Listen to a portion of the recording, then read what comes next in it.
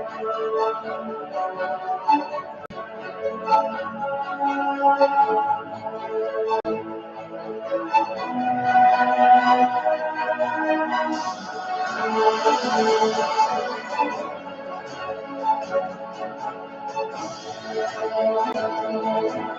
this is weird.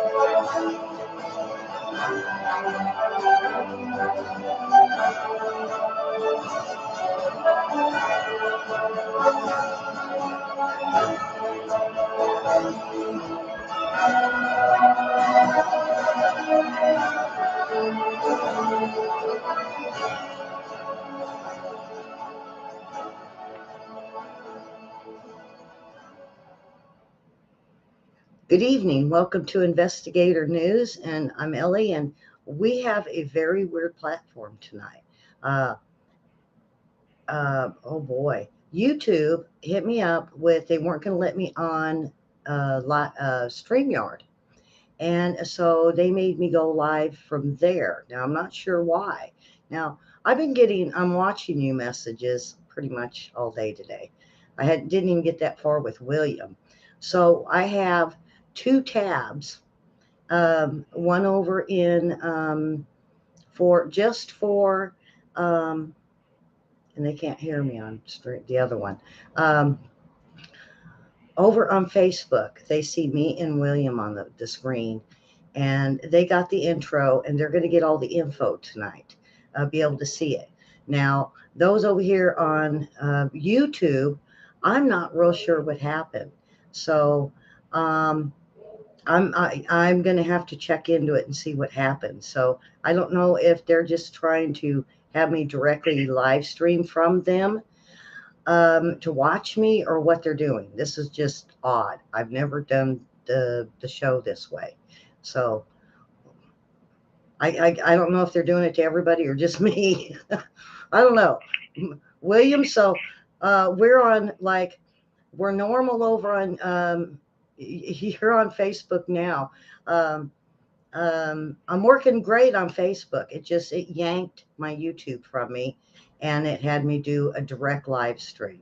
So I'm flipping back and forth to both sides. So, Ellie? Huh? I see you on YouTube right now. Mm-hmm.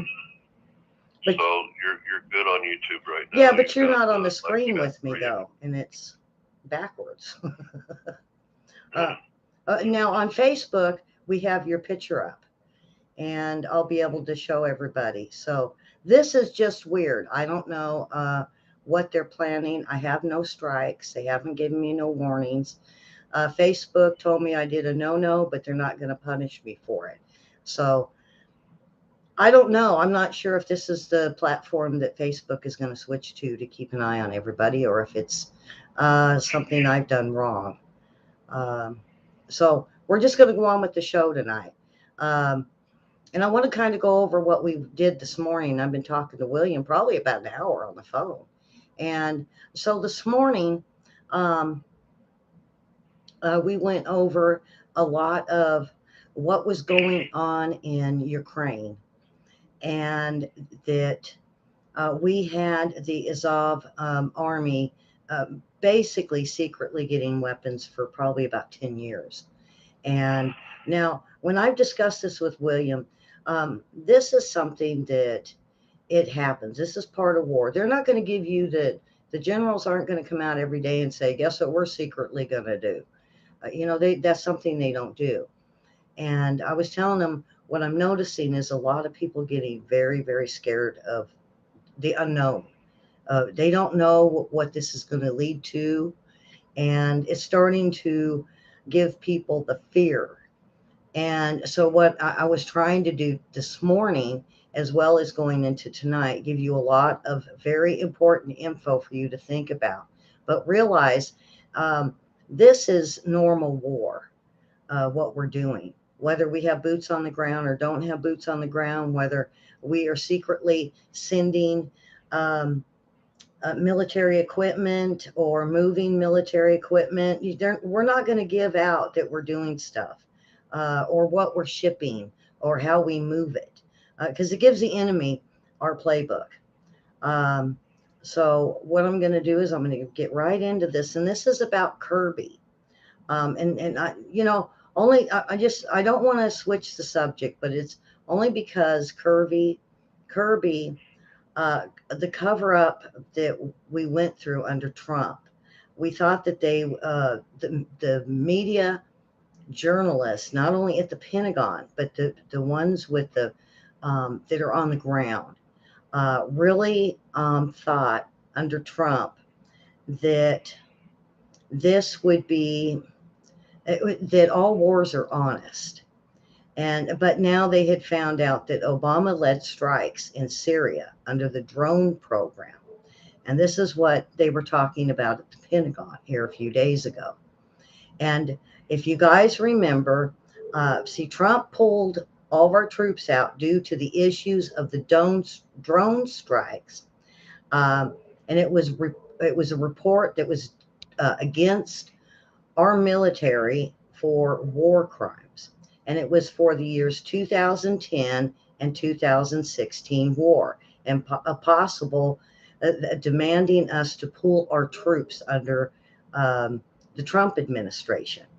And so they wanted it investigated and they wanted um, um, to come out with um, a resolution on what exactly happened in Syria with these drones. Now, it, the fact that we were after ISIS at the time, Trump did vow to get rid of ISIS, and he says he did, but ISIS is a squirrely little group. He may have gotten rid of one of the main um, cells. But as we found out, they were still up there and they're still in Iraq, they're in Iran, they're in Pakistan, and they're, Ellie? yeah, go ahead. So we destroyed their organization. We spread them to the wind, and we kept them spread to the wind. But afterwards, they reconsolidate and reorganize their leadership. Yeah, but they see, and then of course the media said Trump didn't get rid of him. He lied. He just thinks he's big. It was what the media twisted, and they have a problem with doing that. So, um, so, um, so the problem is that the Trump under the power suggestion of Obama's generals went in for the strikes. Okay, and this was 2017 and 19. Okay, the problem was um, so Trump is having to deal with something Obama did on a strike. And then it flowed over again for in 2017 through 19. These strikes were still going on.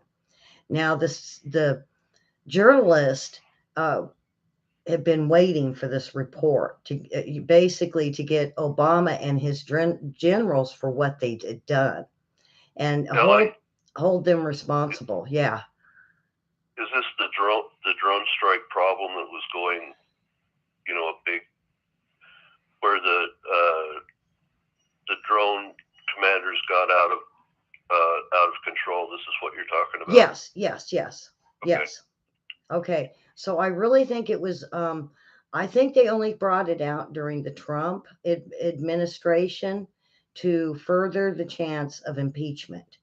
Like another brick in the wall. More to it, the more they could bring him down at his impeachment. So let's talk about Syria. And so what it is it was like William said, he kind of knows where I'm at with this. Is let's see.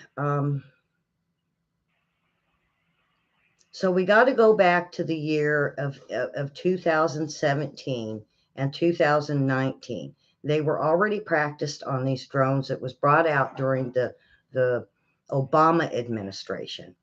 And so something really disgusting and disgraceful happened. And it happened in Syria, and the United States have been in Western countries have been bombing for years in the guise of helping the Syrian people and ridding it of ISIS. Now, Islamic terrorists that we knew they were there, and so we were trying to get rid of them. And so what had happened is they let's see. They started an investigation. Okay, yeah, they started an investigation because what they were getting from the Obama kill numbers were it was approximately 50,000 people that the American people had done. Well, what Syria and Aragon, yeah, what he brought out was 350,000 people had died. And so they were claiming, oh, these are old numbers. Well, on March 20 of the year 2020, what happened on March 18th of 2019. This is what we wanted to hear from the report. And it happened in Syria, and it would have gone unnoticed, except for there were a load of world journalists that were over there that was watching this. And it wasn't till a few years later when New York Times actually broke the story. And it's shocking to know that really they're the ones that did it, and how the U.S. hid airstrikes that killed dozens of civilians in Syria. And it turns out someone with a conscience at the Pentagon happened to leak the details of the story to the press because it was just a little too horrifying to hide any longer, is what this whistleblower had said. And they said what happened is at the Pentagon when they had a briefing, and this is behind closed doors. This is why the whistleblower came out. And this is stuff that should never leak, folks. This is intel that should never reach the public. And whether good, bad, or otherwise, it is very wrong for these whistleblowers to keep doing this. Look at what just happened at the Supreme Court. But you can hear for yourself tonight whether it was good that it came out in the New York Times and quite a few others, or if it should have just been kept secret. The journalist of the Pentagon said that we had a right to know. So they said there were women and children there during this bombing. So here's what happened. A U.S. military drone circled high overhead, hunting military targets in Syria, but only saw a large crowd of women and children huddled against a riverbank. This is, like I said, from the New York Times. An American F-15 jet dropped a 500-pound bomb onto the crowd, but it didn't do the job. So they swung back around and dropped another 2,000-pound bomb on the crowd, even though there was no movement, according to the report. It wasn't enough, so they dropped a third 2,000-pound bomb on women and children, older people, but civilians. And then suddenly, over the radio, was mission accomplished. Um, it's almost like um,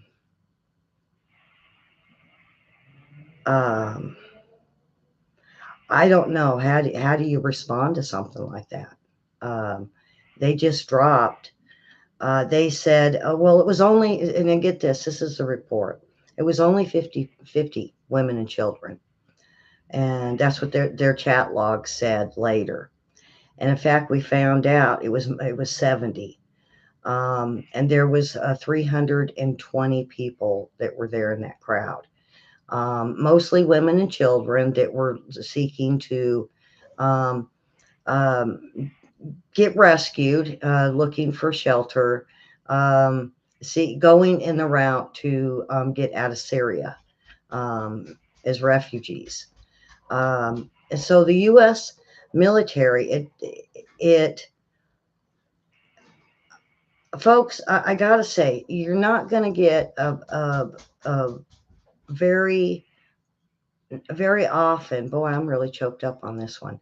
You're not going to get generals that are going to weep and cry, and because they have to be generals and they got to stay strong.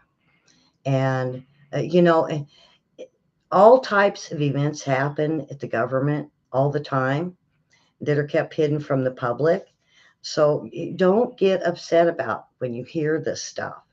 Um, yes, it was done, but how many times, like in Iraq, remember the baby food factory with all the women and children? Uh, oh, horrifying, yes. But was it true? I don't. Some say that they looked into it and it wasn't true. Some say yes, it was. So this is what we're looking at, and they keep this hidden from the public for our own good. Because what would of the things that come out and what would happen. So I want to remind you, this is a real war, and we get involved with civilians that do get killed and get in the way. But now we've also seen where we've had rogues that will get in the middle of women and children and put them in front of them. I mean, we've seen this on the border, we've seen it in more. They use women and children, so hopefully they don't shoot. Um, but see, just as Hamas and Hezbollah, even ISIS, they put women and children as shields. It doesn't don't make it wrong, but we claim it as atrocities. And but these commanders of the Obama made choices, very very bad choices. And here's how we help Syria. Um, is that we we let the truth come out. We let Syria and respond to it. We let um, you guys got to realize we totally wasted that country out with war. What you're seeing with Ukraine right now, you're going, oh my God, oh my God. We've done the same thing in Syria. So you have to look that this is happening all the time. Go back and take a look at what uh, Baghdad looked like after we bombed it. I mean, remember how bad things look. War looks bad. Look at what Israel has done to the Palestinians. So this is, it's harsh, yes.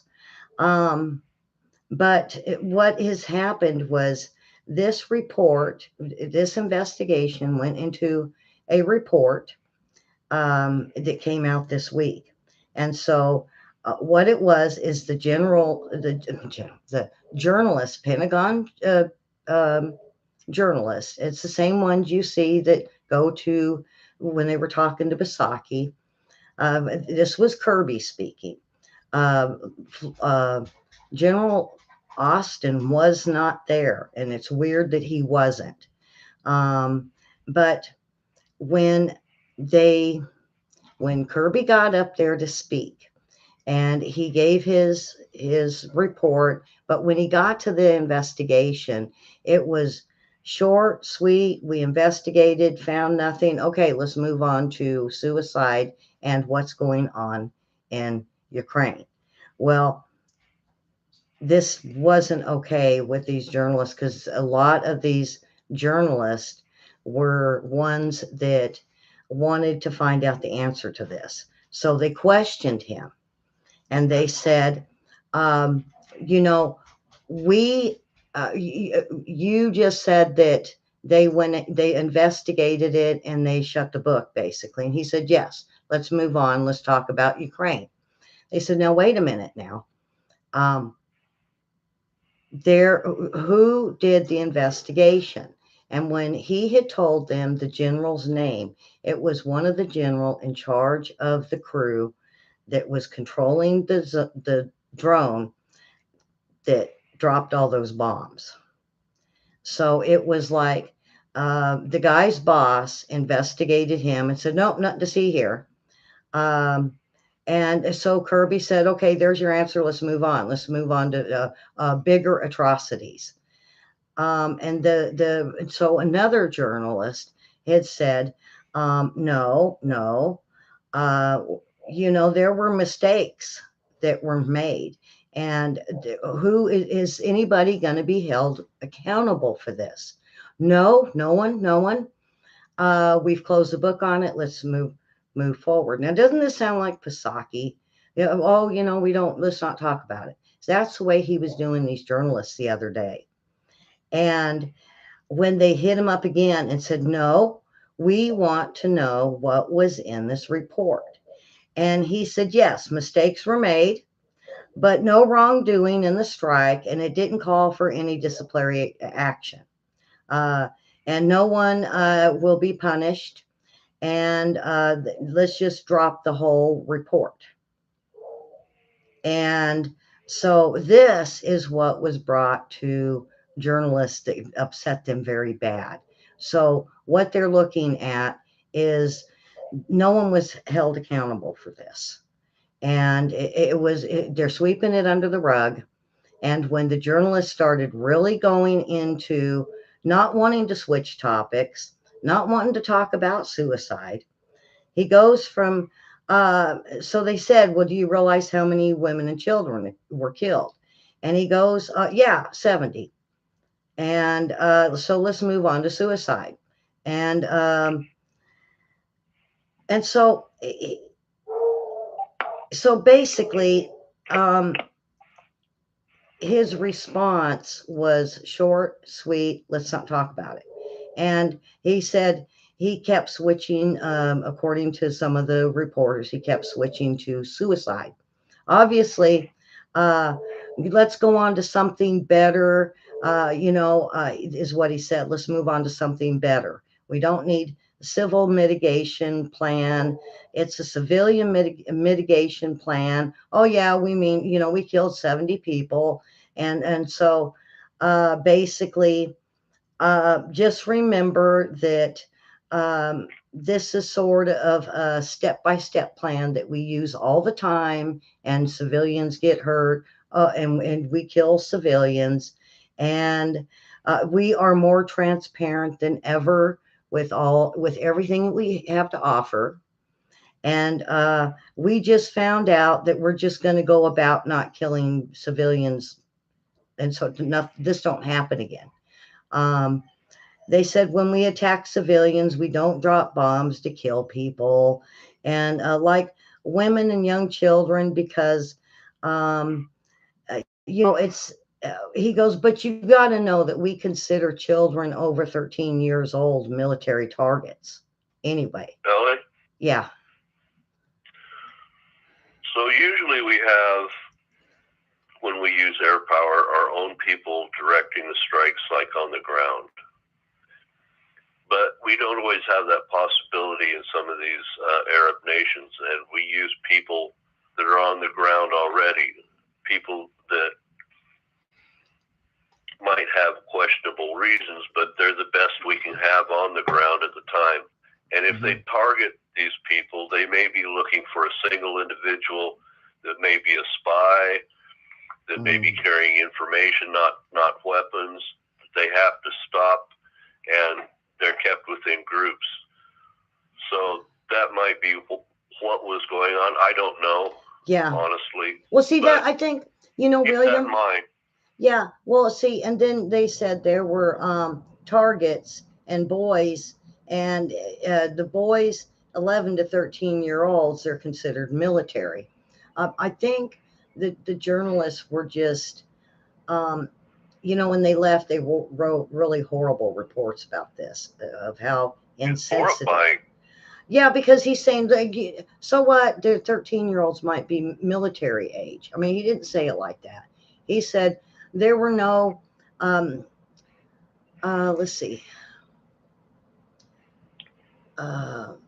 There was a lot of women and children, because he said they tend to, any child that's a male and considered around 13 years age or older is considered military target. So that happens sometimes. Well, see, there was like over 100 people out there, and this is a drone. We're not talking an airplane. This is a drone that's dropping bombs, and he said, they might have been carrying guns or baby bottles. We really didn't know.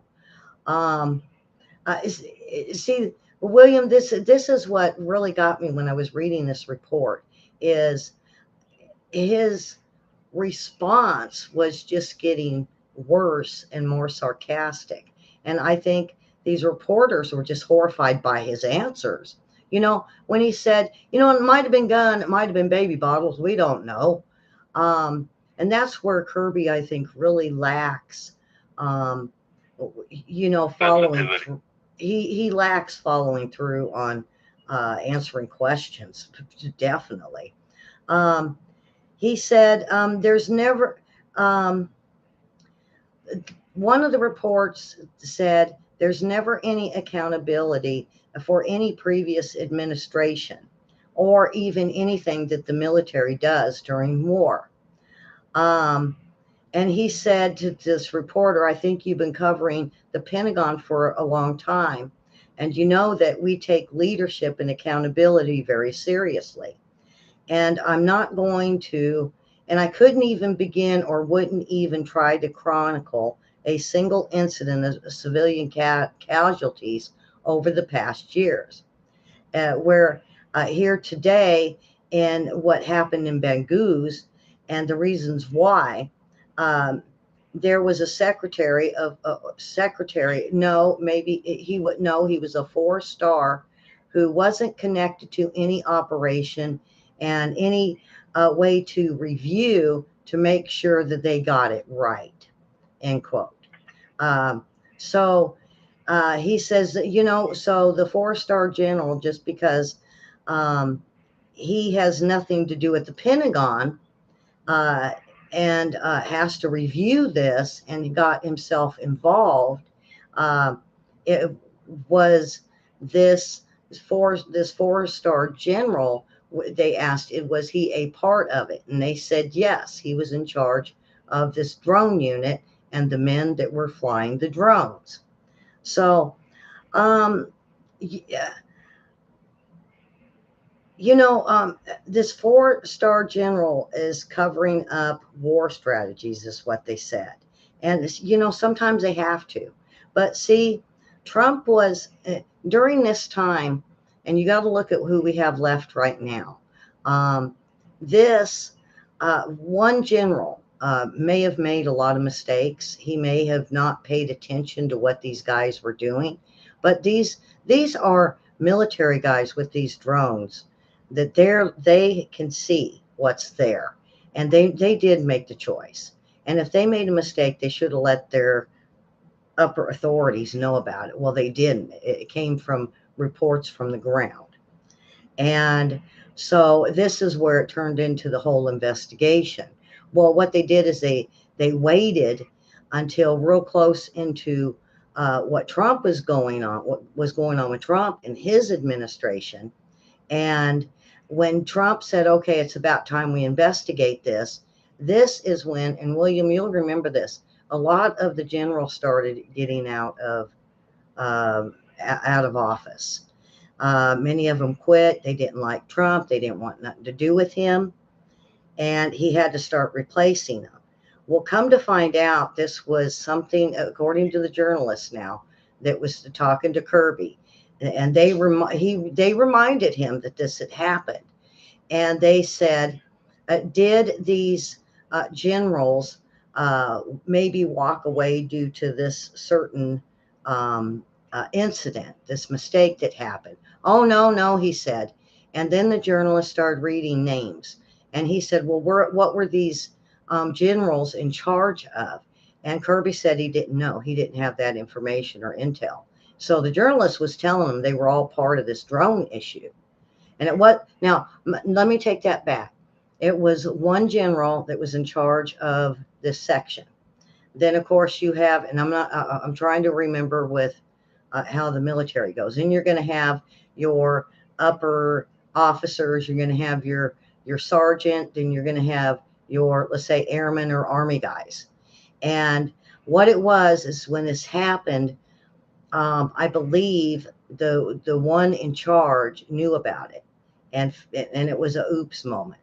And so they wrote up the report. Well, the report was sent to the general, and the general said, well, it was a mistake.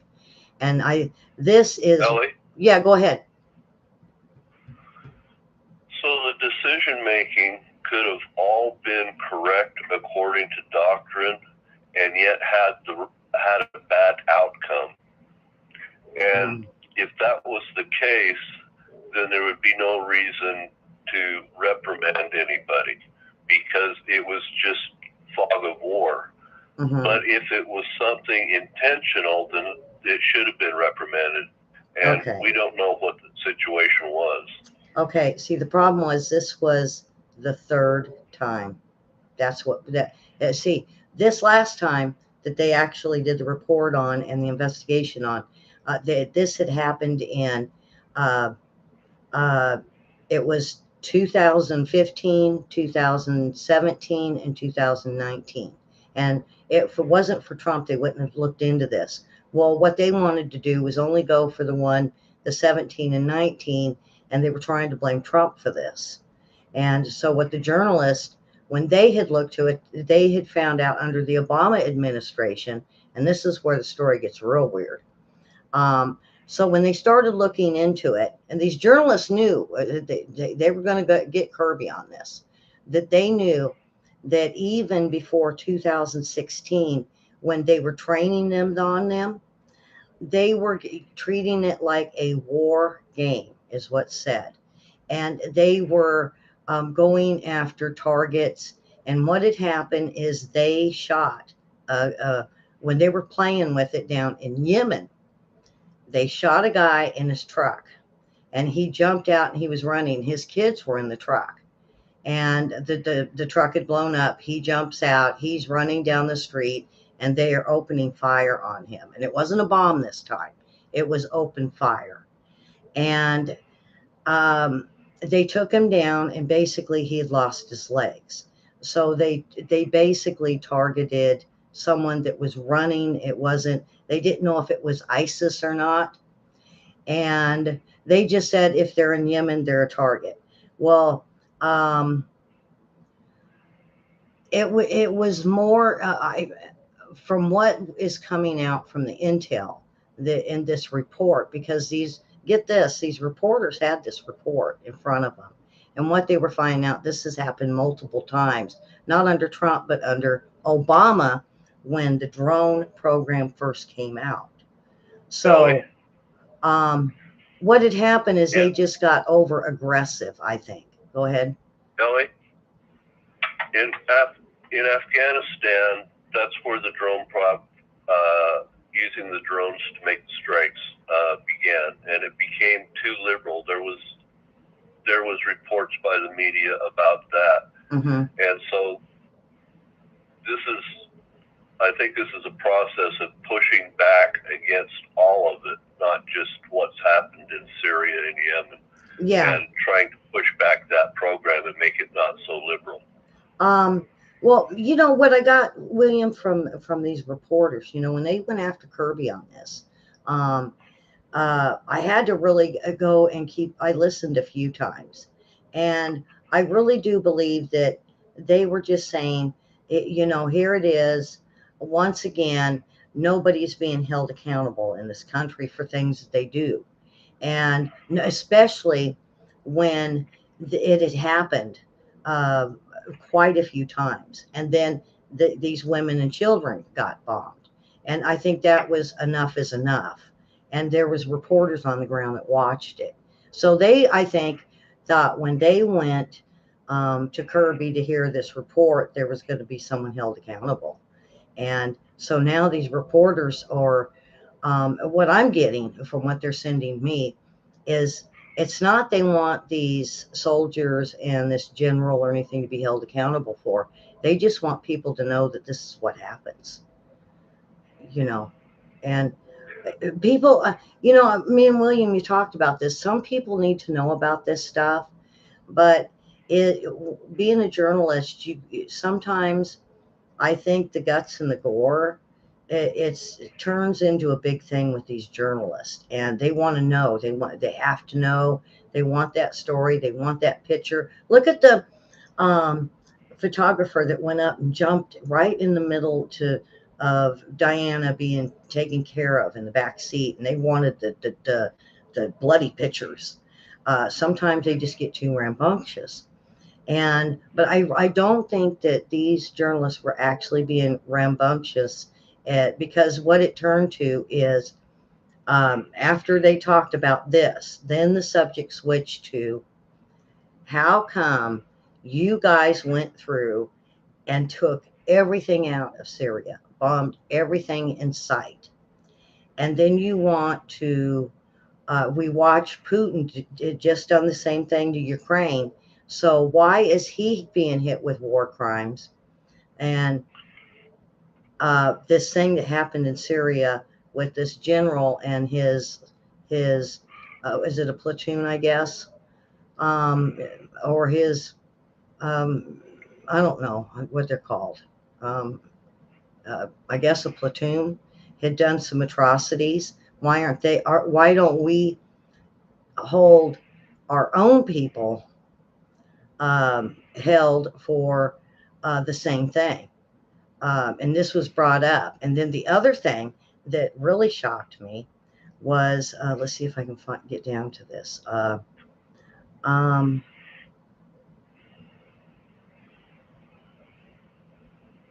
There's a reason that happens. When Go something ahead. happens and we do it, we ascribe it to there was a failure, or we had a bad day, or something like that. We'd make a mistake. But when we see the opposition do something, we ascribe it to their personality, their evilness, whatever. It's called attribution theory. It's a Mm-hmm. fallacy in the human mind, and not all of our reporters understand that, and it's not okay. I'm not saying it is okay. I'm just saying it's just what happens sometimes because of the failure of the human mind. Okay, now see what the big thing that I think this is what I think her name is Jen with CBS. I think is who he was talking to, and she said she would love to kind of appeal all this to a higher power because she had found out the United States not only not joined the War Crime Tribunal, but sanctioned members of the War Crime Tribunal, even buzzed around the United States that uh, they're doing this right. Um, do you know anything about the War Crime Tribunal at all? Because see, this is where we're able to So we charge other countries, but we've so kept ourselves out. most of the people in Europe signed the Geneva Conventions, but the United States abstained. Uh huh. I think it was that. So Is that part of they can't Geneva? necessarily be held the same way because we didn't completely sign on to that, and so we can't be held by that. Uh huh. I Well, don't think Russia did either. so this is basically these reporters were very upset by this. That why aren't we part of the war crime tribunals? And does that put us above war crimes to where uh, we're letting war crimes happen? And uh, these reporters are really smart. They really were. I was very impressed listening to them because they weren't going to let Kirby go on this, and They're good questions. they said so we're allowed to go in and blow up and decimate a whole country, but Putin isn't, and he hasn't even blown up as much as the United States did in Syria, and he hasn't even done as much as we did when we carpet bombed Iraq. So why are we going after him for war crimes and we are above it? And Kirby was just Ellie, lost. Yeah, go ahead. Ellie, Yeah. President Bush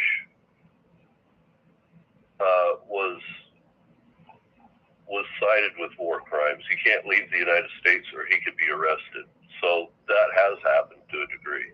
Yeah, But I don't think Kirby knew that though, because I mean he was lost. You could tell he was like, "How about we talk about Russia?" And they were like, "Yeah, we are talking about Russia. How come you're going after Russia for war crimes, and we did worse, and we didn't get hit with war crimes? Isn't that how is this fair?" And he basically just said, um, "You know, it's he called it quieted for truth, and no one really knew. Even the reporters that I talked to said, or actually what it was is one of my sources from the Capitol was no found out from one of the reporters what had happened, and they said they were just shocked, horrified. They were mad of how we just covered the whole thing up. That uh, this was one time that our military actually did some wrongdoing. And when they, so get this, so then the same reporters hit up Obama. You know how Obama liked to do these press conferences. Well, back then, when some of it was first going on, he said that the drones actually just have accidents and they actually accidentally shoot and there's no rhyme or reasoning for it. And so I had to talk to a drone dealer on that one, and they were like, "What?" I was like, "Yeah," and they were like, "Well, whoever told you that BS is sure they're on drugs." I didn't tell them who it was, but uh, you know, this is what what we see in Kirby. They don't have an answer, and they just sometimes they say really stupid things to these reporters, and I think this is where the reporters start twisting things. Even the CNN, they'll hear it. You know that game where you tell someone, they tell the next person, next person, next person. By the time it gets to the end of the line, it's way different. And I think this is what happens with a lot of not only what we hear in the mainstream media, but as journalists retell it, it starts getting a little bit twisted. They didn't twist the drone story. Um, but it's the fact that a lot of these journalists are having a lot of problems. So when they go digging for find out exactly what happens, they start hearing things that they don't like to hear, like them. Yes, we got them. Good strike, and uh, putting marks on on walls or planes or um, high fiving, and here's women and children laying all over the battlefield. And see, William was telling me, this is normal. This is normal. I mean, if you've seen, I mean, what I have seen coming out of Ukraine is nothing like what I seen my dad watch on CBS News during Vietnam. I was as a kid, that gave me bigger nightmares than Twilight Zone. Um, am I right, William? Doesn't it seem it was like they showed more with the media back then than they really do yeah, now? so tried to, after Vietnam, so many people were traumatized by it. We've tried to make it so that people in the United States could go about their business and not be so subjective to these ill parts of war that they can't function in society. So they've been protected. Well, with the new internet and not having direct control of the media like they had during Vietnam and World War II, the civilian populations are starting to find out how war actually functions and how things turn out, and how we have bad outcomes as well as good outcomes. And it's ugly. War is an ugly thing. And what a lot of these reporters don't recognize is there's a real difference between how military people think and how civilian people think. And people in the military have had to give up, a little bit of their soul. It's heartbreaking the things they go through, but they're also trying to protect the American public so that they can function in a rational manner. But at the same time, we're learning this thing as civilians, and the learning curve is almost straight up, and they're incensed. They're heartbroken. These reporters, and you can't blame them because they're having to go through what the military has gone through in the past, and it's difficult. It's ugly. War is not funny. It's not a joke. It's gruesome. So what I want to do is I kind of want to move on to Venezuela. And the thing is what came out this last week was what they called recalibrating. And that they are rethinking and recalibrating how this administration is looking at Venezuela as far as is getting oil and gas, or oil and gas. And so Biden has said he's going to call Maduro, and he's going to work out being able to get some buy it from him and from Chevron. And now, mind you, they have been under sanctions for a very long time. And this is why you don't see as many Chevron stations as you used to. And so what they're doing is they're going to do away with the sanctions. And so they're calling it, they're going to recalibrate, and either by strengthening or alleviating sanctions. Now, these sanctions came along during the Trump administration, and because of the corruption in Venezuela, partly because the United States never really recognized the presidential, I can't say that word, when he came into power and he beat the other guy. And what it was is he didn't really beat the other guy. He just said, no, you didn't win. I won. See ya. And got rid of the guy. And so the U.S. still hasn't recognized Nicolas Maduro as the true president. Now, get this, though. Pelosi and Biden have supported all the presidents there big time, even back to Chavez. And he was horrible to the people. Even Bernie Sanders supports Maduro and past presidents. And even, get this, even Elizabeth Warren, I was surprised to hear that one. And remember, they love their socialist agenda. So it's like, whoa, now we're going to get rid of their sanctions, which means they'll be free and clear to sell their drugs. And we know that they have been in trouble before for human trafficking. And so, I've learned a lot of what was going on with Venezuela and Colombia during the Iran-Contra scandals, and how corrupt both Colombia, Venezuela, El Salvador's, and the other countries down there with the drug gangs and oppressions of the people. And that's why we have all these illegals. And the crime is crazy down there.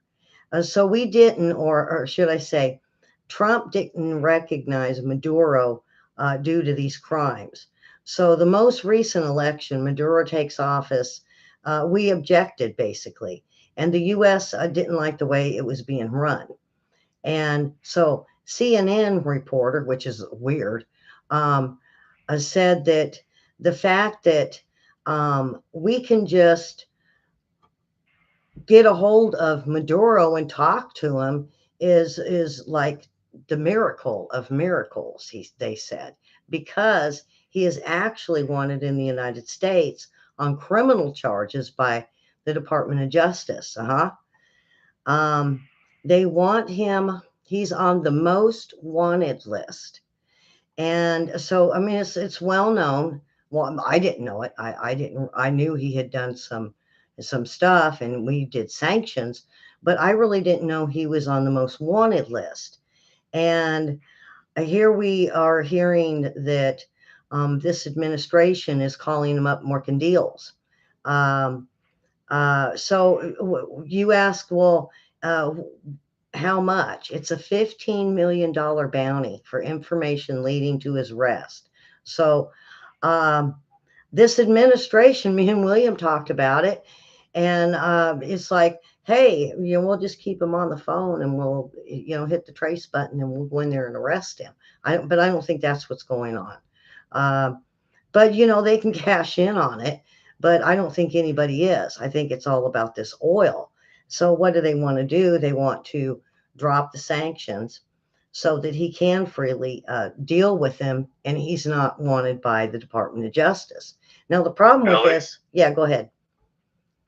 so our president, Biden, decided that he wanted to reduce oil production in the United States to incentivize Americans to go to more green options for travel, for heat, for whatnot, through solar, through electric cars, and whatnot. And then this war started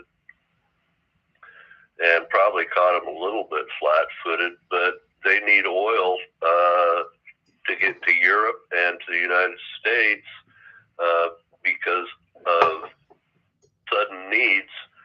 And Mm-hmm. what are they going to do? They're in a pinch. Do they increase production in the United States and stop the incentive for electric and green alternatives, or do they deal with this guy that's on the other side of the Gulf and maybe get some oil from him and keep the other programs going? They're caught in a pinch, and they Mm-hmm. have to make certain decisions depending on what they want to do.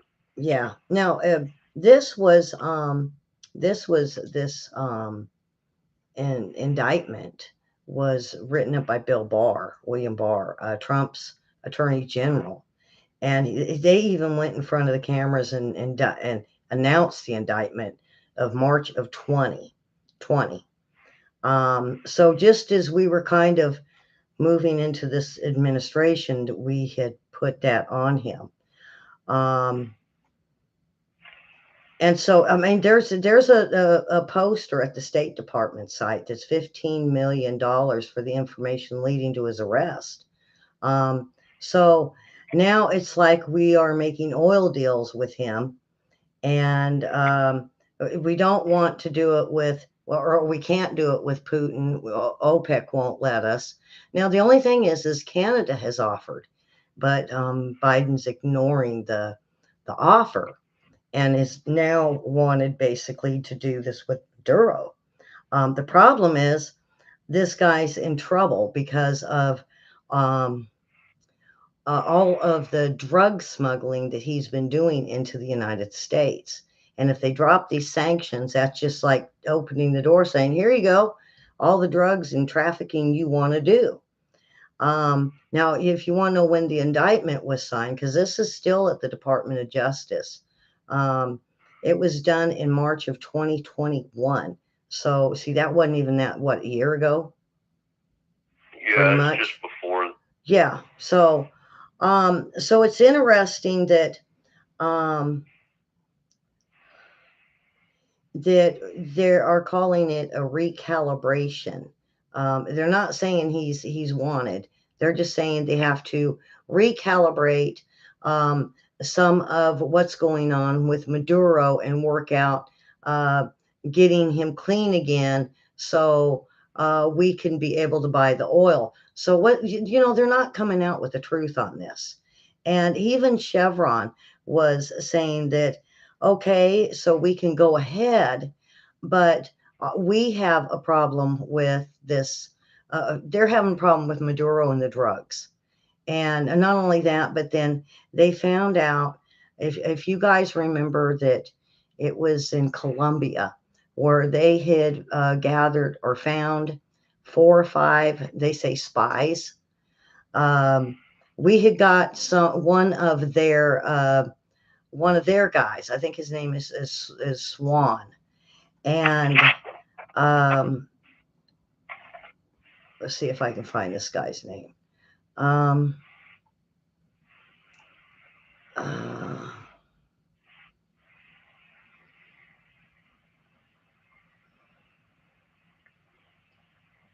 they weren't okay. These guys were under house arrest in 2017 on embezzlement charges in Colombia, and they were Americans, but they were claiming these were CIA members.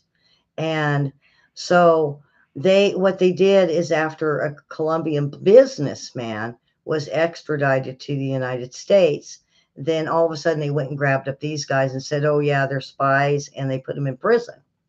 Alex Saab, that's his name.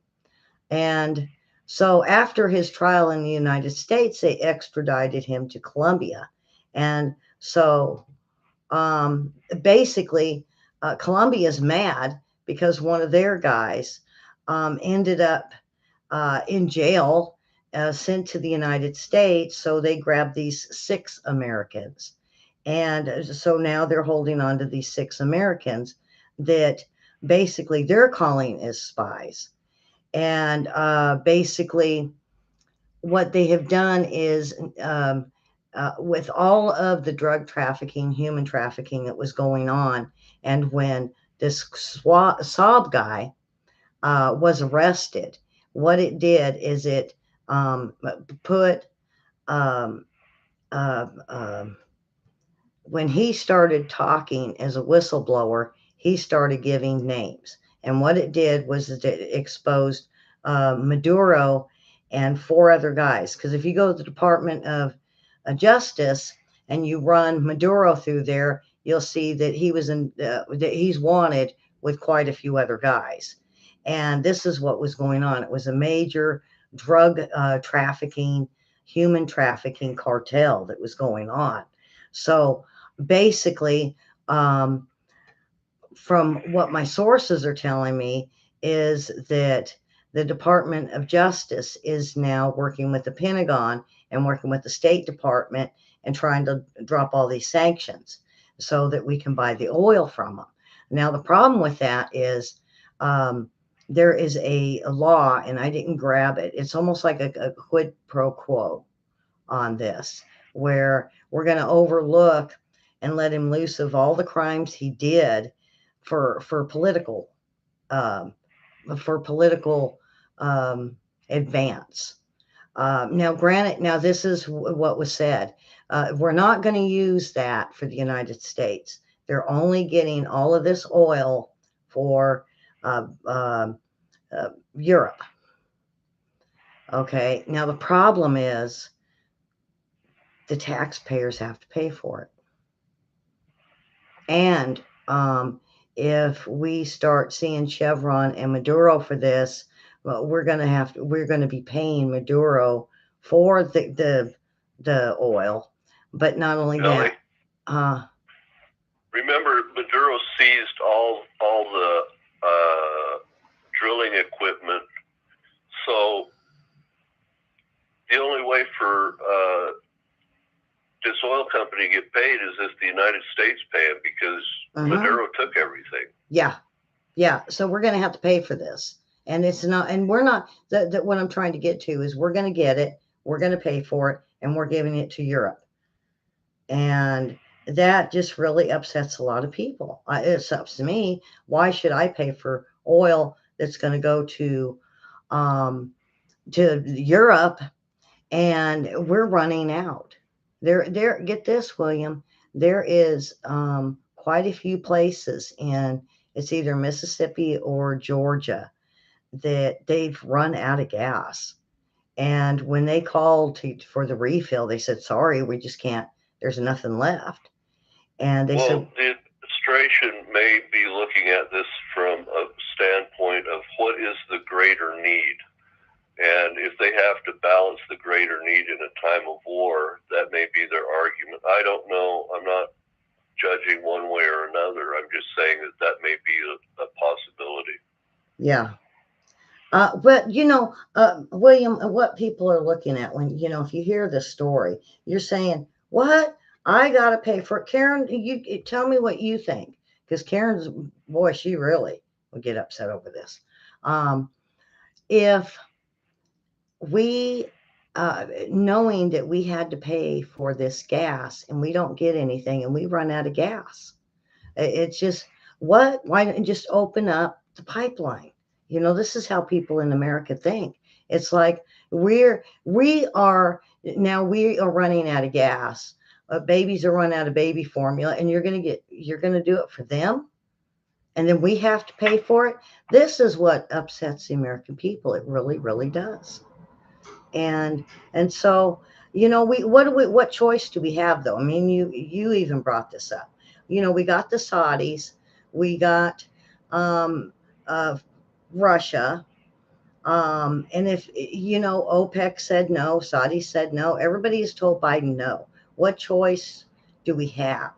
The problem is it's so easy for him to get it from here and just give it to EU. But this administration has something against us having gas. They really, really do. They want to incentivize us towards green possibilities, and uh, although I may not agree with that, that is the consensus of the current administration, and they're our leadership right now. hmm um,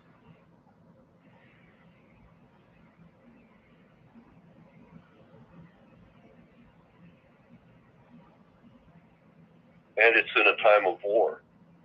yeah,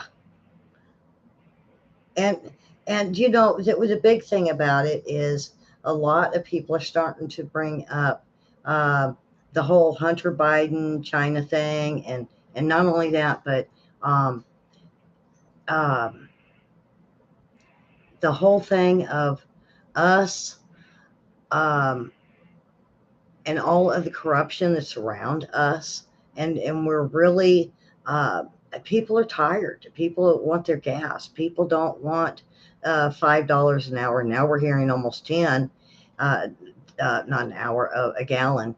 Uh, so we're looking at this more and more, and I'm gonna have to say, um, William, I don't think Biden is doing any of this. I don't. I think it's the administration as a whole. They all. Then get this, folks.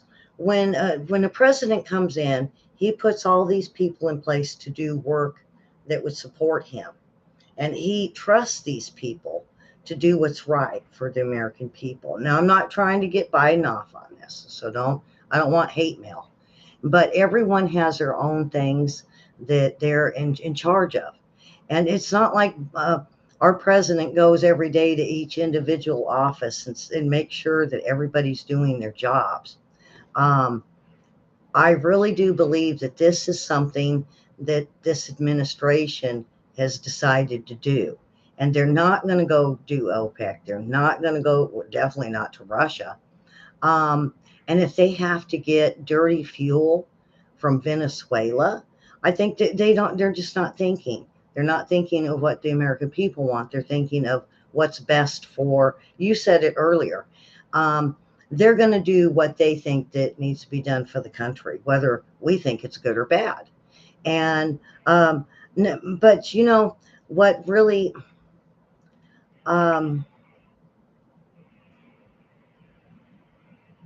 uh, what really gets me is everything all at once. They all have been screwing up all at once. So the gas is high, the food is high, uh, transportation's high.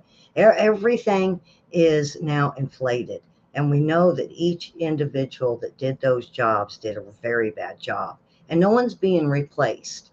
And uh, you know, I really I so believe that what they have done, I'm thinking AOC's type people that are so radical that maybe they jumped in and hijacked this country. But at the same time, William, uh, we have a president that has been through quite a few wars and civil rights movement, and I think he knows what is right. He's just not there. He's just not there. Um, so I don't like I let kind me of want put to this in move a way that on because we can, you know, we can dwell on the oil thing and what's right, what's wrong, and if Maduro's wanted by Department of Justice, and um, I think we ought to back out and let Europe find their own gas. Let Europe go there and do it. We don't need to be in the middle of this if we want him for crimes. So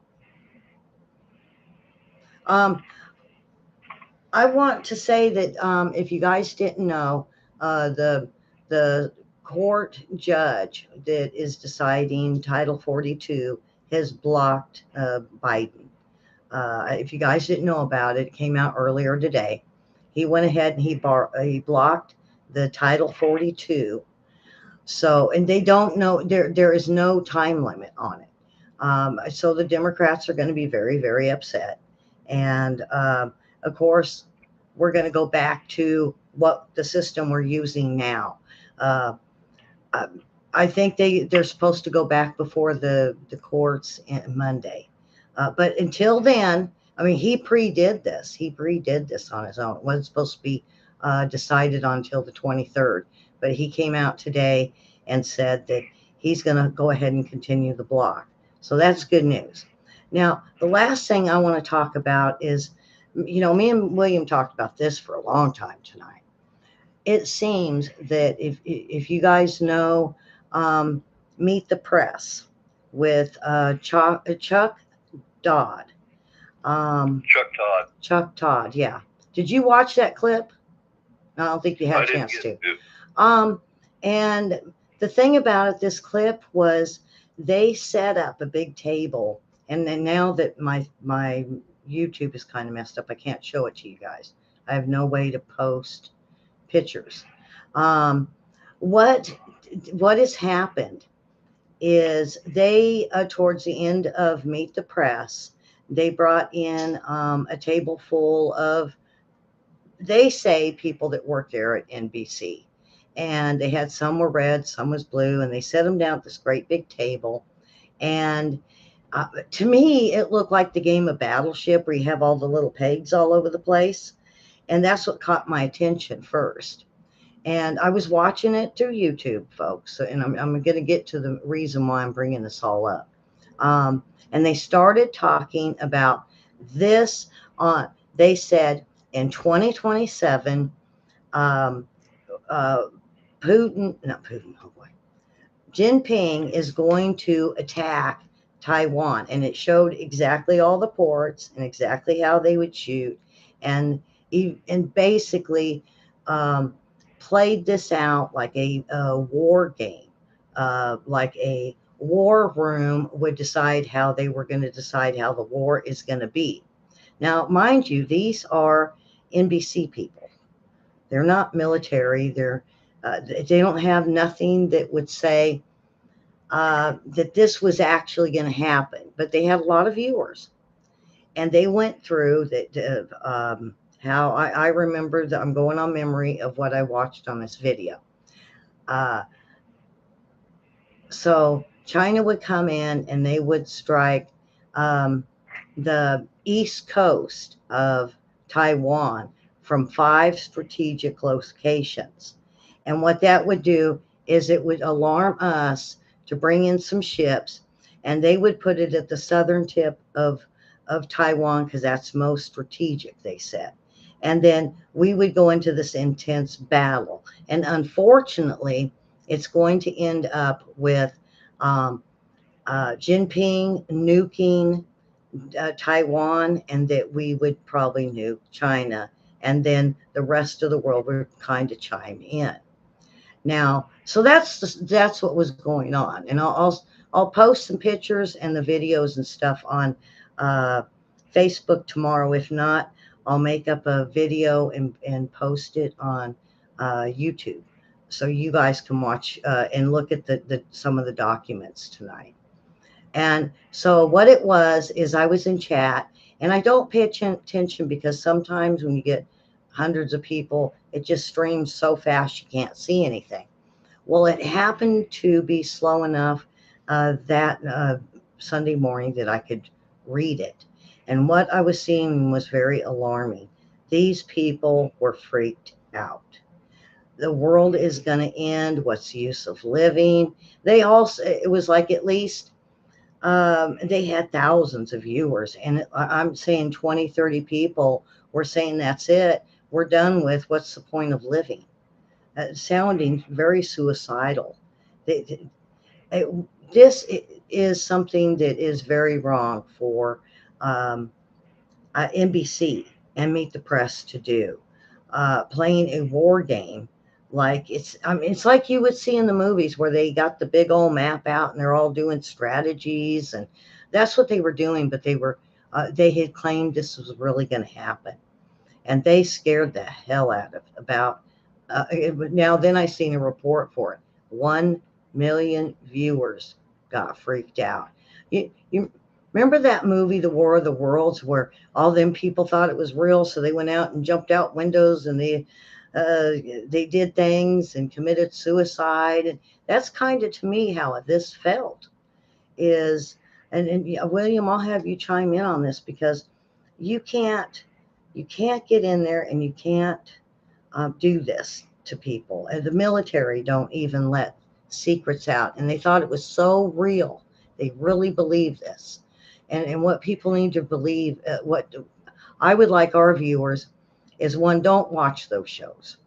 And if you're looking at a news media that's going to do that and scare the hell out of you, no. A war isn't played out like that. We don't put um, um, um, media and anchormen, and we don't give the generals aren't giving them the plans to get together with Chuck Todd and play Battleship on a table live for you. That's not how Really? war works. Go ahead. So we never give out advanced information to the enemy. That's just the number one job of the military. Is never give the enemy advanced information. Yes. So this is fear mongering Mm-hmm. during Perfect example. time of war, and it's not a good thing, because it's like screaming fire in in a theater. It's not responsible. Yeah, it sure is. And get this, it scared 1 million people. That report scared 1 million people. 1 million people actually believed that in 2027 the earth is going to be blown up. And you know what I told William? How many people committed suicide over this that day? You know, and this is what is so wrong with our mainstream media. And I, so, you know, I was telling William, he says, well, you know, war isn't like this. And I was saying, yeah, I understand this. But, you know, we need to come out, because you would not believe the people I run into that said, well, my news wouldn't lie to me. Well, who do you listen to? Who are you watching? Well, NBC. They've never lied before. Really? Yeah, go ahead. This week, the discussion came out in the Armed Services Committee over when China would reach parity with the United States, and it would be a fait accompli that China would attack Taiwan, and they figured it would be by 2027, not on 2027, but by 2027. And so, the press took that and ran with it for what they thought it would be, but that's a derivation of what the military was considering, and what they're considering are two very different things. And William, I really thought they got over being this petty. You remember, and this was CNN that did this one, where they were in Iraq, and or they weren't in Iraq, but they wanted to be. And so what they did is they set up their set to make it look like it. Remember, they had all the hard helmets on, and they were like, oh, and they're making explosion noises, and they were claiming they were over there though. And they got caught. They got caught doing this, and you would have thought that they would have learned, but no. They were at an army training base while the training was going on, and then used that as the shot behind the scene, even though nothing was happening in Iraq. Well, no, actually, it was there at their studio. It came out like, oh my gosh, like 10 years ago. I was cracking up. I can't remember who showed it to me, but they said, you got to watch this. And maybe it was my daughter or somebody, no, maybe it was my computer guy, that said, did they really try this during Iraq war? And I said, well, I remember watching. I thought it was real. And he said, no, check it out. And the guy that was on the set with one of the head guys admitted that they had green screened, and they were on a set next to CNN, and they set it all up with sound effects and everything. And why couldn't CNN just send a reporter over there and get something like that? For them to do this is just stupid. But this shows you just that one little bit, and then what Chuck Todd just did. It just shows you they're just dying for viewers.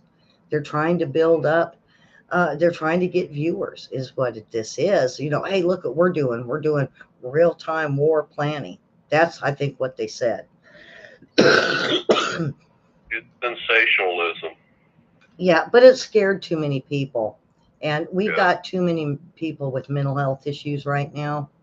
And they scared too many people. And what we were saying with me and William, we don't have, and now it's been told, now that everybody has watched it and looked into it.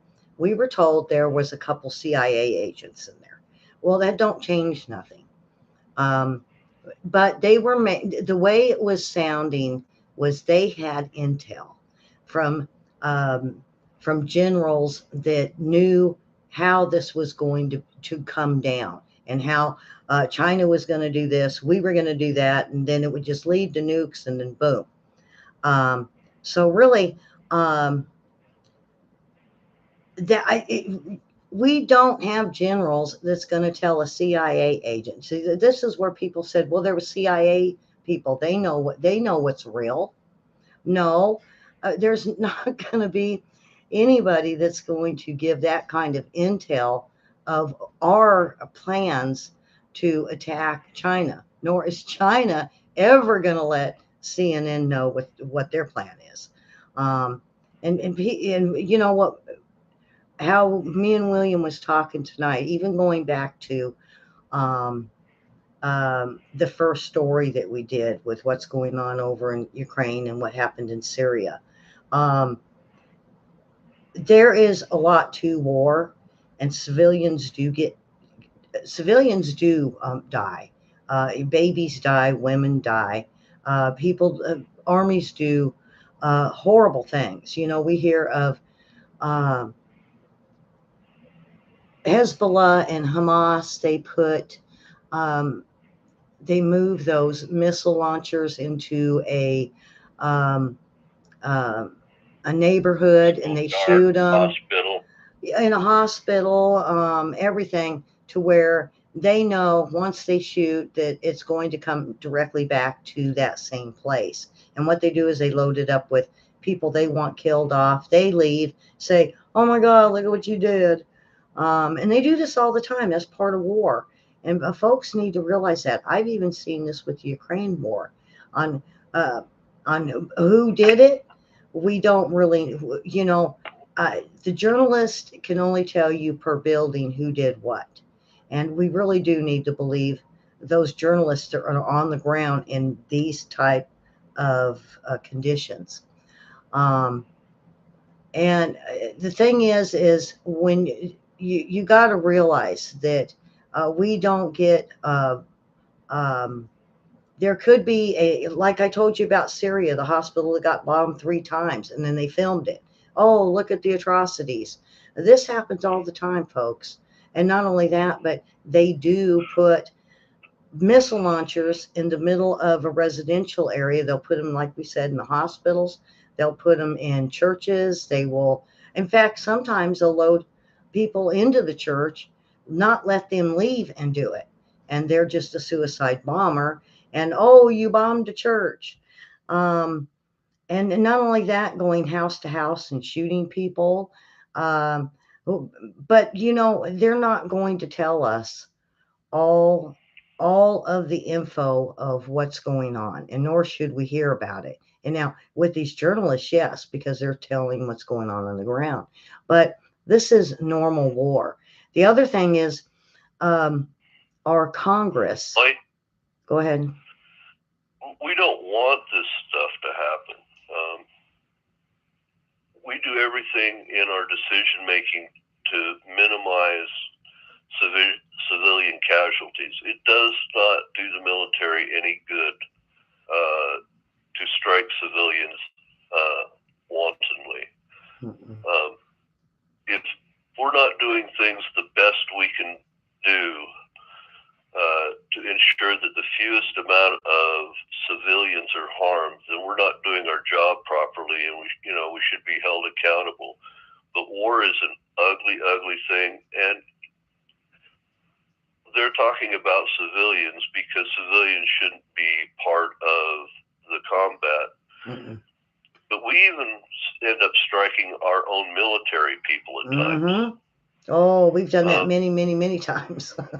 Yeah, It's not funny, but we have on accident. We have. It's not that war is not that precise. No. Um, and one of the last things, and me and William went back and forth on this.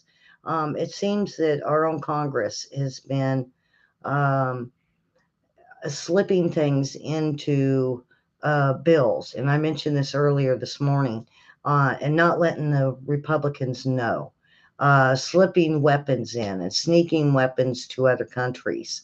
And now I think it's wrong. I think it's wrong. And as me and William were talking about it, this is just part of war. And so not everything that you have coming out from a lot of conservatives, even myself, um, that sound like atrocities of some of the things and some of the stuff our Congress and senators do that sound just horrible. Like this whole instance right here, where it was only a small group of Democrats that are meeting behind closed doors and figuring out a way to get some country that they like a lot of weapons. And then what's coming out of it is when Rand Paul was asking about it, and he was disclosing this, is well, where did the weapons go? And see, this is one thing me and William talked about. I always thought that if you're said you're going to send like 50 tanks and let's say 10 airplanes and 5 missiles, that we keep track of that. Okay. Syria got all this, all of that, and here's the number they got. And then let's say Saudi needs something and we send them military equipment. I always thought there was a list so we know who got what. Well, when the question was answered by Rand Paul, they didn't know. The Pentagon and the Department of Defense didn't know. They said, we don't keep track of that. And that's where I said with William, wait a minute, they should be keeping track of this stuff. William, what was your reply to that? So remember before the Afghanistan war, Russia was fighting Afghanistan, and the CIA brought uh, Stinger missiles in and Toyota trucks so they could fight the Russian Air Force. See, that was all clandestine. We don't know actually who funded a lot of that stuff. Mm-hmm. Was it congressional funding? Was it funding that was made from other arms deals? We have arms moving all over the world all the time. Mm-hmm. And we don't always know who's getting what because that's done through clandestine methods. And then after that, then you've got the military on top of that does things quietly, and Congress does that. And then you have, like what's happening right now is with Ukraine, and it becomes public, but they don't actually get the stuff. It's actually a conversation back and forth to bring the public up to an understanding where they can openly send weapons. So there's tiers of this that happen over time, and not all of it's accounted for by one agency.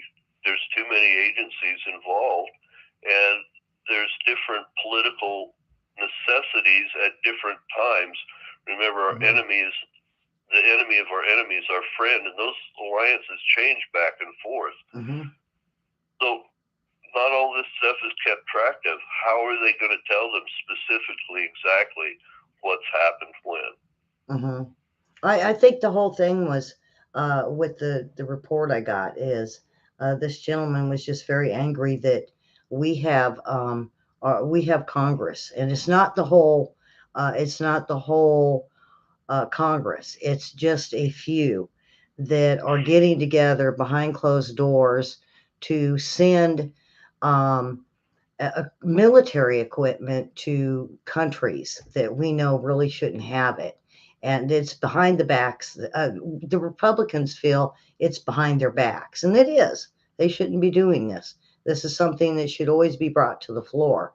But it's just a handful that, or maybe two handfuls, that have made the choice that they're going to do it. They're going to go and not let the Republicans know what they're doing and go ahead and slip it in a bill. Now, and I've even told you where they are slipping it in 10, 15 minutes before it's voted on. And this is something that the Republicans are saying this isn't fair. And Rand Paul wants an answer to this.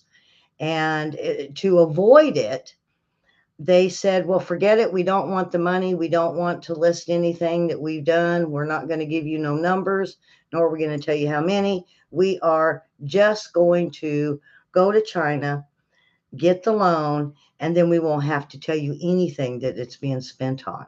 And see, this is just wrong. This is, um, it's war games gone rogue, is what I think. Uh, there's something going on in the top people of the Democrat Party that are just really having issues, and it's scary. It's dangerous for our country, for them to, because we don't know who they worked deals out with.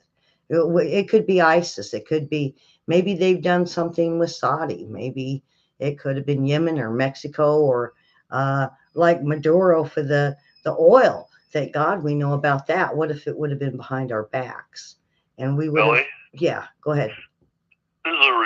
This is a representative country. We're a republic. Democrats send their people to office. They win. Republicans do. This is how it's working. It doesn't sound good. No, no. And what it really tells us is not only is there division in these parties, there's some vindictiveness. And William, let me run this across you. What if we didn't have no parties? I think that we get along better.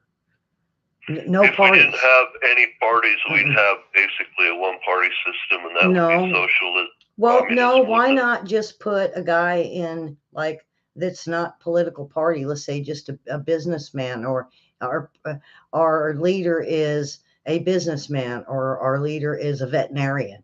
Um, because But then we it, have to have a representative government for all the people, and the mhm. only way we're going to do that is have a multiplicity of opinions. Right, but we're all going to be like, okay, you're right, you're wrong. Okay, well, let's take a vote, and everybody votes on it, and a majority of who says it. I mean, you I look at when I you. disagree because I I think know. we should. I would just wanted to run it by you because get this, even if we were to have Congress vote, if there's not a two-party deal, um, I think it would be even easier for them to talk to one another and say, hey, you listen to my idea. Um, and I've heard this through the years. Someone said it might be better if we didn't have a party, but I know you're going to explain this to me, but it is very important for us to have a two-party rule, um, just on the fact that. Uh, uh, well, go Or ahead. three or I'll just four let you parties. do it. I'll just let you go ahead and walk with this one. So the way the Constitution was set up was with a whole number of checks and balances. That means the legislature, the president's administration, the executive, and the judicial. So Mm-hmm. even though these guys are doing this in Congress, doesn't mean it's not illegal. Doesn't mean it won't be challenged in the courts later. We don't know how this is all going to work out, but this is the best government that man has created so far. Now, Mm-hmm. having said that, it's just absolutely the worst, okay, except for all the other systems. So this is the best that the world has created so far, and we shouldn't just toss it away. Um, we should police it the best we can and make Mm-hmm. it as representative of the people as we can, because doing anything else will lead to civil war, Mm-hmm. and that will bring the fight to the American people's homes. Mm-hmm. And we want to avoid that at all costs, to the best we can. Doesn't mean it won't happen, but we should minimize that to an absolute minimum. Yeah, and We should we. use the laws we have, and hold people accountable, and things will always go better by doing that. Yeah. Um. The I definitely, when I ran this across, it was just due to, uh, maybe they might even get along better, is what I've heard from a friend of mine. And I was like, I don't think they will, because there's always going to be someone that has this idea and someone that has that idea, and it's not going to work. And it has always worked this way under our Constitution, that we have this two party. The thing is, we have some rogue politicians that want a one world party. And so when you start seeing that they are actually in control of mostly what we got going, we need to worry. And I think that's what we're seeing right now, is a lot of uh, executive orders have been put in place, a lot of laws now, to where we're now looking at a little bit of tyranny, a little bit of tyranny. Um, and I mean, they're not locking people up yet, but we're still moving into a a transition of from a capitalist to a socialist, aka Marxist, type of situation. And when you read about it, or you listen to Bernie Sanders, because he's really good on this whole socialist thing, and basically what he says is everybody obeys, and that it's not necessarily under socialism where you get all the stuff and they take care of you. Socialism, they just take everything, and the government dishes out what they think you need. Or communists, even um, it's better than socialism because at least they let you have a place to live, and there's a lot of programs you can use, and they definitely want you to work. And if you're not going to work, then you're going to go to the re-education camp. Uh, but this is a socialist, they claim socialist country, which means everybody gets everything for free, and we're taken care of. And it's not going to work. It's not going to work. The So American people are always slow to react, but when they do react, they do it in a big way, and when they do it in a big way, people that have done things that are against the law tend to be caught up mhm, and brought to the light of public, and some go to prison. yeah. I do believe that everything going on, that what we're seeing in this world right now, might shock us when all these Durham finishes up and he starts doing indictments, um, and taking a lot of these guys to court, like Hillary, and I think Hillary's going to be last. I think uh, what they're going to do is they're going to go after like Baker, and I've even heard Comey and Mueller. Um, and if you know what happens if we don't seek, if we don't get the justice that we really deserve here, and we have a rogue government, and see that's what's going on. The problem is we keep seeing, like I was telling you, they're being sneaky over here and hiding, and they're buying weapons and sending it to who knows what. We find out they gave money to Iran, and we didn't want them to. And you know, William, the whole thing about this is these people are starting to open their eyes and realizing that the promises that are made by politicians aren't always right. And you have to look at both parties. You've got to. Um, uh, um, We have Karen. to hold our representatives' feet to the fire, meaning that we can't just let them do what they want when they want. Remember, governments, secret societies, intelligence agencies, these are not just people that are voted in. These are family enterprises. These are Mm-hmm. industrial enterprises. Everybody's got a little finger in this, and it takes a period of time for the group to finally coalesce and decide, look, this has gone too far. Mm-hmm. It has. I think it has. I think it's gone too far, and I think the people are finally um, rising up not to. I don't think the I think the Democrats will. They got those that have been doing a lot of protesting, but I think for the most part, nobody wants a civil war. Nobody wants a nuclear war, and nobody wants someone to have a nuclear war against us.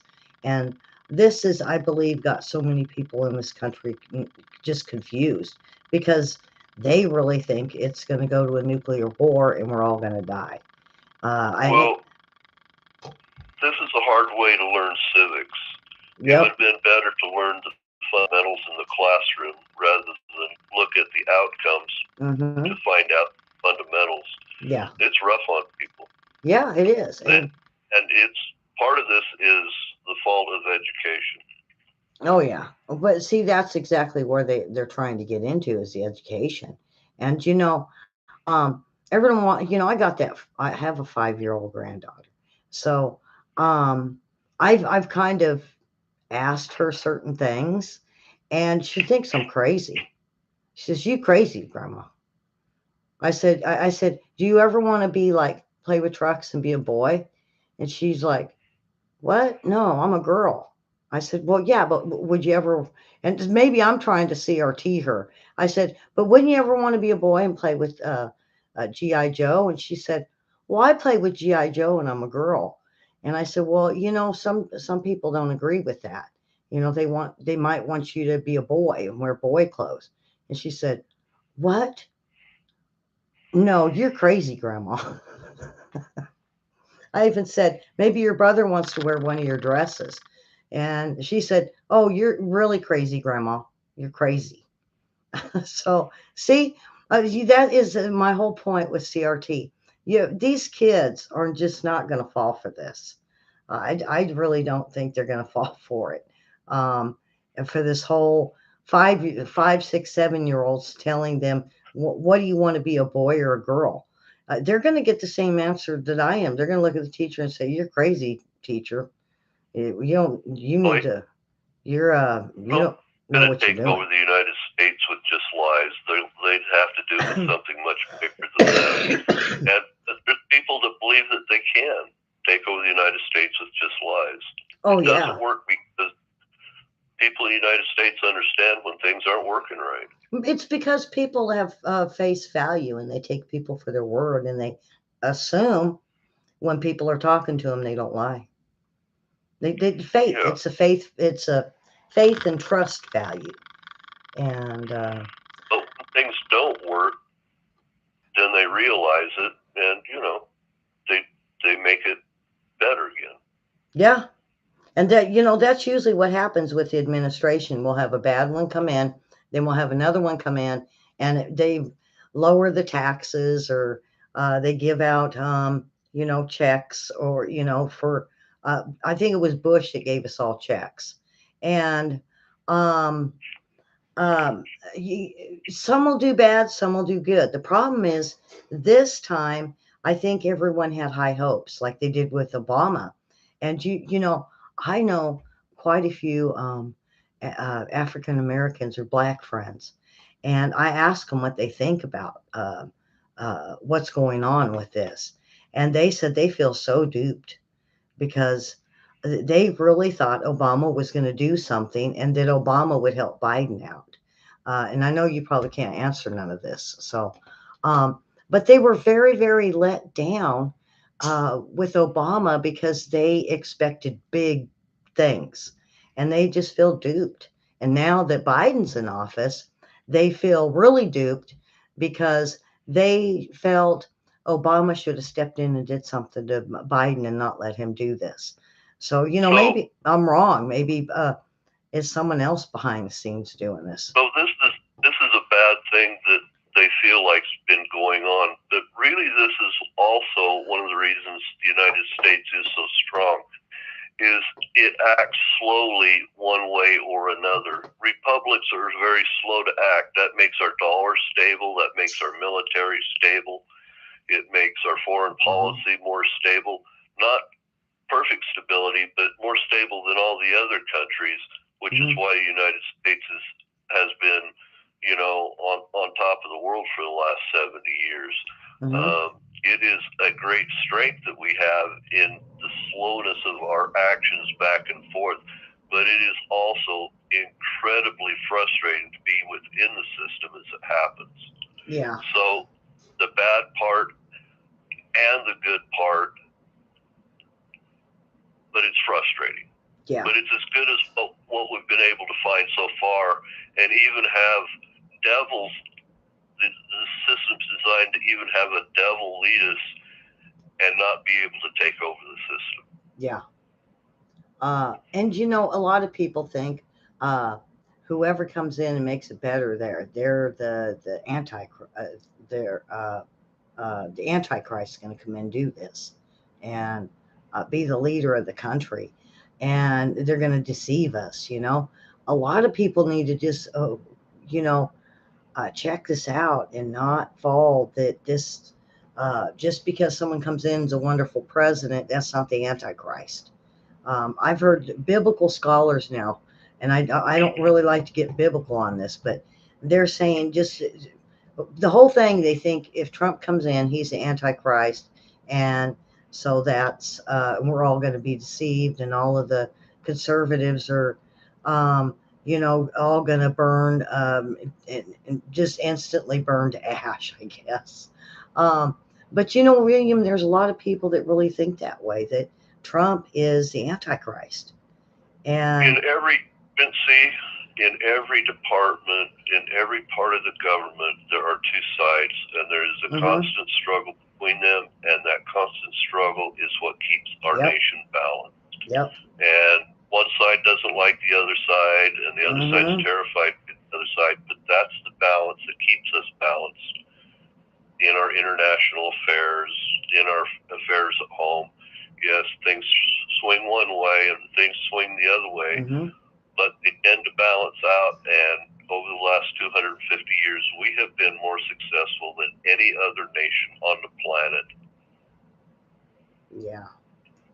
Well, William, do you have any last words on tonight? My last word would be um, the one of the biggest reasons, why I, I I'm glad I had William here tonight is the million people that freaked out over what was said, and I hope people will start when they hear stuff like this and it sounds like propaganda. More than likely it is. Look for someone else to watch.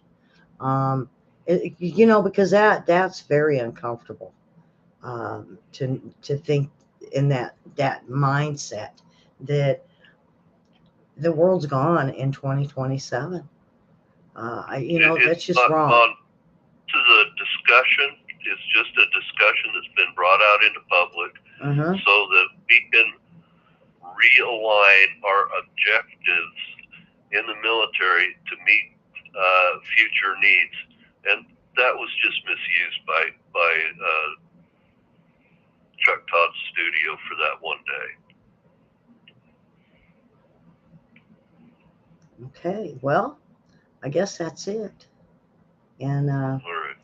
um, I'm glad everybody came in to watch. And what I really want to do tonight, folks, is put your mind at ease because we can get very intense, and so can others, in what's going on with our war, and it can make people fear, just like Chuck Todd did, where he scared all them people into thinking the world is going to end.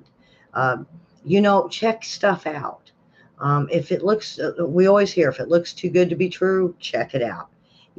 It's if you hear something on the news, if you don't have a computer and you just got your phone, maybe search it, run it a search on your phone, and read the articles.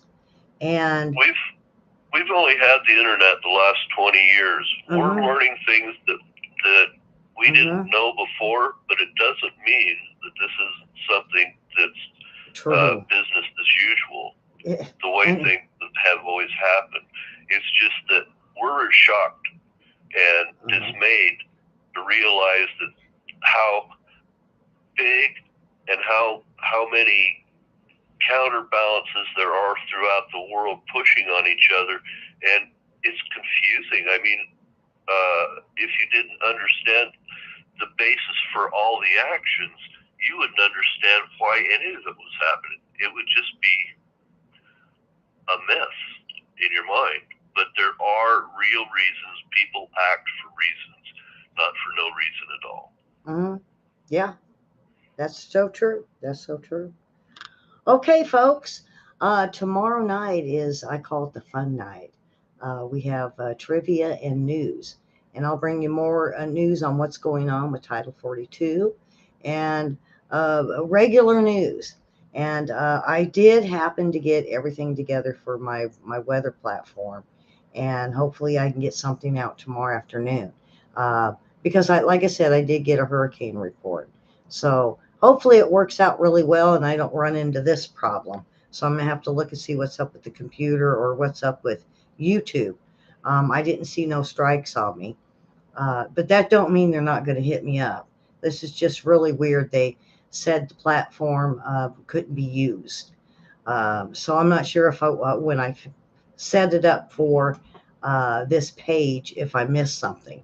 So hopefully they're going to let me go back to the old platform that I had, where I had a duck stream, and it gives me a chance to show the documents. So it just, all it did is kept me from showing you documents tonight. But I will put them in a file and see a way for you, all of you on YouTube, to be able to see these documents. If not, I'll just show it to you tomorrow if I can get hooked up the right way. And that way you guys could take a look at what I have. It's just proving that um, um, about Maduro and him being wanted. I've got the actual thing for Department of Justice and a few other things. So come on back tomorrow night and we'll play some trivia. We'll listen to some news. Bring the popcorn and let's have fun tomorrow night. And get the woes out of our woes. That's what I heard earlier today. Get the woe out of your woes, or get your woe out of the woes. There you go. And it sounded pretty good. That we have a reason to be happy. Uh, we're we live in a wonderful country. That it's not a third world nation, and even though everything, the gas prices, food prices are up, you got to have faith that um, we will have someone step in and fix this. It might be rough. The gas and the cost might be rough, but it'll be fixed. Just have the faith. So they've gone up before and they'll come down again. And just know that we have the most aggressive people in the United States from any place on earth. We have the biggest brain trust in the United States from any place on earth. We have the most successful people from any place on earth, and they don't want to act against their own self-interest. This thing will balance it out. Don't be too afraid. yeah. Okay, with that, we'll go ahead and we will see everyone tomorrow. And, uh, you know, uh, same time, same place, with some fun trivia.